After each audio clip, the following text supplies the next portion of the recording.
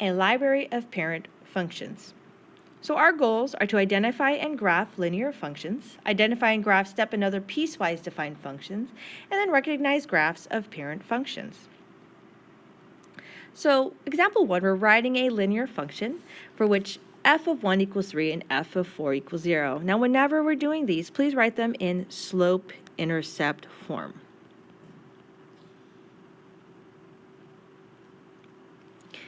So we know when x is 1, y is 3. When x is 4, y is 0. So this is our x1, y1, x2, y2. So we just use the slope formula, and then we'll plug it into point slope and convert to slope-intercept form. So this is 0 minus 3 over 4 minus 1. So this is negative 3 over 3, or our slope is negative 1.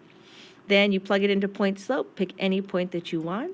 So y minus 3 equals negative 1 times x minus 1, or y minus 3 equals negative x plus 1. Add 3 to both sides. Therefore, y equals negative x plus 4. And actually, let's go ahead and write that as a function instead. So this is f of x equals negative x plus 4. Okay, so go ahead and try the next example. Write the linear function for which f of negative 2 equals 6 and f of 4 equals negative 9. Pause the video, and when you come back, I'll have the answers for you. So if you tried this out, you would have gotten a slope of negative 5/2. Then you plug it in, and therefore you would get y equals negative 5x plus 1. So let's look at step and piecewise defined functions. Functions whose graphs resemble sets of stair steps are known as step functions.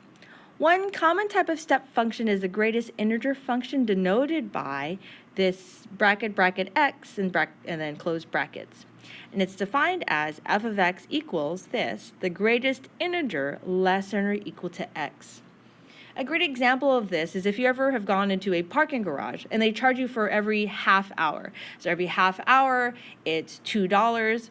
And so if you think about it, if you're in that parking garage and you're there for 1 hour and 15 minutes, they're going to charge you for an hour and 30 minutes, right? Because you went over that 30 minutes, and so then therefore you have to pay for that next one, right? So it goes up to the next level. Or for instance, if you do 1 hour and 59 minutes, right? If you get there right in time, then they're going to charge you for, the hour and a half instead of 2 hours, because you haven't quite been there for 2 hours. So if you look at this is the graph of that. Okay, so this is the parent function of it. So it starts at 0 and it goes to 1. Notice there's a hole here. Then it jumps up to 1, and then it's a closed circle, and then open circle. So this is a function, right? If I do a vertical line test, it passes. It hits the point here, but then it's open circle there, so that is acceptable. So f of x equals the greatest integer of x. So negative 1, let's figure out where that is. Negative 1. So the greatest integer less than or equal to negative 1. So if I'm at negative 1, I am at negative 1. If I'm at negative a half is here, then I am at still negative 1. At positive 1/10, I'm about here, so that is 0. At 1 1/2, I'm at 1, right? Up here, at 1 1/2, I'm at 1. And then at 1.9, then I'm here, which is still 1. Our domain for these is all real numbers. Domain is all real numbers. I can have any x that I want. And the range is a set of all integers. So like positive 1, negative 1, 0, negative 10, and so forth. The y-intercept in this case is 0, 0. The x-intercept is 0 to 1, right? All of those values from 0 to 1. The other thing that you know is that it jumps vertically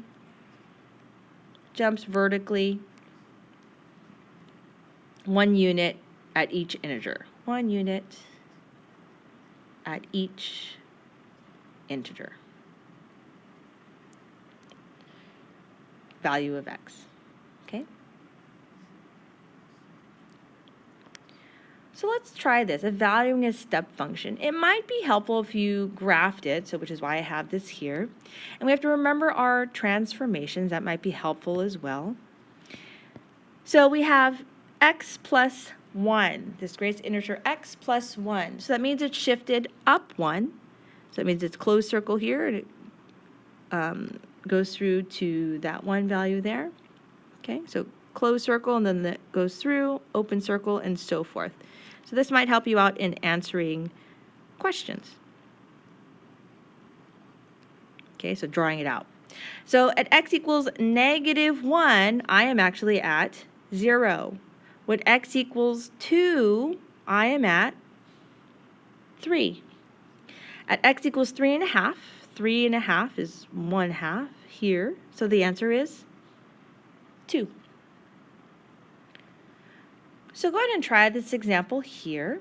Evaluate the function, the greatest integer x plus 2, when x equals -3/2, 1, and -5/2. Pause the video, and when you come back, I'll have the answer for you.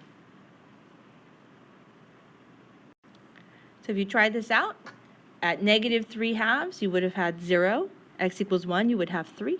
And x equals -5/2, you would have -1. So this is shifted left 2. So again, I started left 2 right on the x-axis, and then I continued the pattern to help you out. The last thing we're going to do is graphing a piecewise defined function.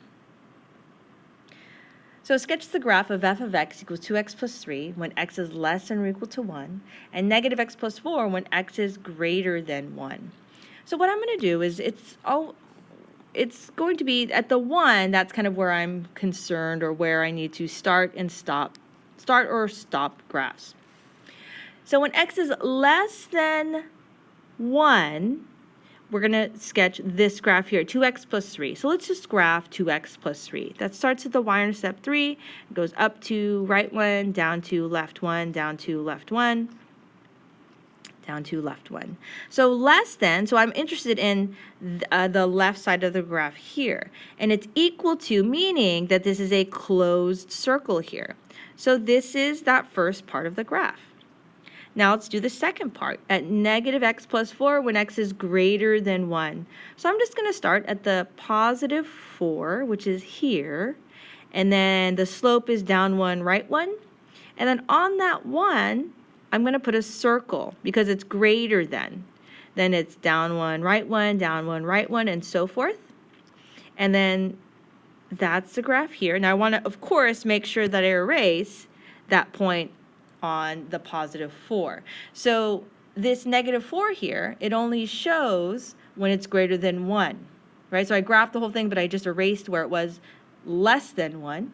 And then for this pink one, then I graphed that one and just went a little bit up to hit this one here. So basically, you're just graphing both lines. You just have to pay attention to whether it's greater than or less than whatever value it specifies, the domain. So why don't you go ahead and try graphing f of x equals -1/2 x minus 6 when x is less than -4, and then x plus 5 when x is greater than -4. Pause the video, and then when you come back, I'll have the answer for you. Okay, so if you try this out, this is the graph you should have gotten. I scaled it. So when I did this, I graphed -1/2 minus 6. So I started at the -6, then I went up 1, left 2, up 1, left 2. Then I know this is where I make my first closed dot, because it's when x is less than or equal to -4. Then I go up 1, left 2, up 1, left 2, and so forth, and then drew it there. For x plus 5, I started at 5 here, and I know my slope is 1/1, or -1, -1, right? And I need to go all the way to this -4 here. Now it says greater than, so therefore it is just an open circle, and then I draw my line there.